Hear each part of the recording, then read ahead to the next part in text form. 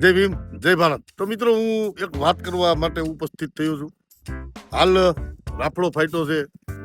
Movement ને મિશનના નામે જુદા જુદા સંગઠનો, જુદા જુદા ગ્રુપો, જુદી જુદી વાતો, સમાજ સેવા.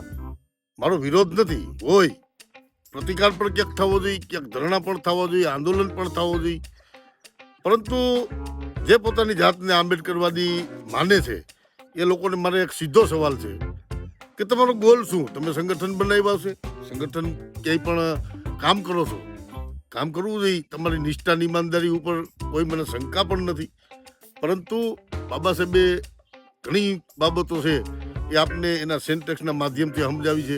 પેલું જ સેન્ટેક્સ આપ્યું છે કે તમારી હરેક સમસ્યાની ચાવી છે એ સંસદ છે.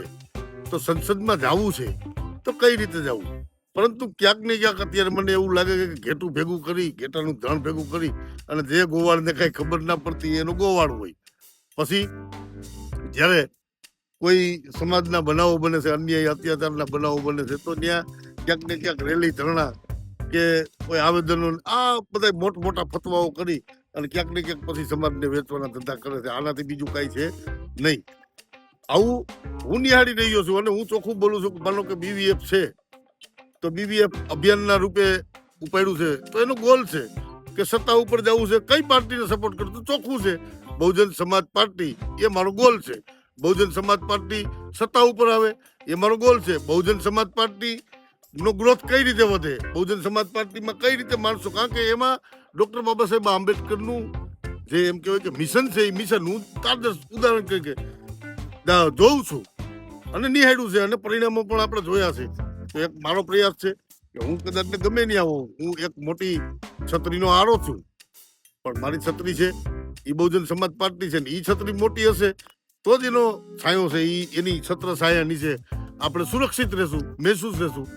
અને સત્તા હશે તો કોઈ રેલી ધરણા આવેદન કરવાની જરૂર પડશે નહીં. માટે એક ગુજરાતના યુવાનોને મારી એક વિનંતી છે કે કોઈ પણ વ્યક્તિ હોય, વ્યક્તિવાદમાં ક્યારેય ના આવવું, પણ એ વ્યક્તિને મિશન મુવમેન્ટ પ્રત્યે કેટલી વફાદારી છે, એનું કેટલું જ્ઞાન છે, એનું બેકગ્રાઉન્ડ, મારું બેકગ્રાઉન્ડ પણ ચેક કરવું પડે. હાલો, ભૂતકાળ માની લો કે કોઈના પણ ખરાબ હોય, કોઈ એની માના પેટમાંથી વિચારધારા શીખીને ના આવ્યો હોય, પણ એ વિચારધારામાં આવ્યા પછી કોઈના ગાડિયા તો નથી કરી નાખ્યા ને. બાબા સાહેબના નામે સ્ટેચ્યુના સોદા તો નથી કર્યા ને, બાબા સાહેબના નામે સમાજના સોદા તો નથી કર્યા ને, એટ્રોસિટી એક્ટમાં કઈ પૈસા તો ખાતા નથી ને. અને ચૂંટણી ટાણે એનું રૂપ શું હોય છે આ સ્વાભાવિક પણ છે. તો મારી વિનંતી છે કે ડોક્ટર બાબા સાહેબ આંબેડકરનું જે મિશન છે એ કોઈ માઈ કાંગલાનું કામ નથી. માટે આપણે કટિબદ્ધ રીતે, આપણે તર્ક બુદ્ધિ અને આપણી સામે છે જે મિશનને, જે કારવાને આગળ લઈ જવાનું બાબા સાહેબે કીધું છે, એવા તમામ મિત્રોને વિનંતી છે કે આનો ગોલ જાણો, ચકાસો, પછી એમાં જાઓ.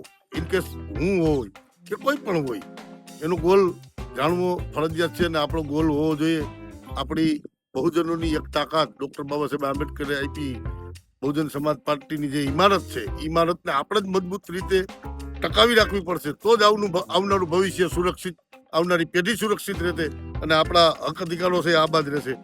જય ભીમ, જય કાંશીરામ.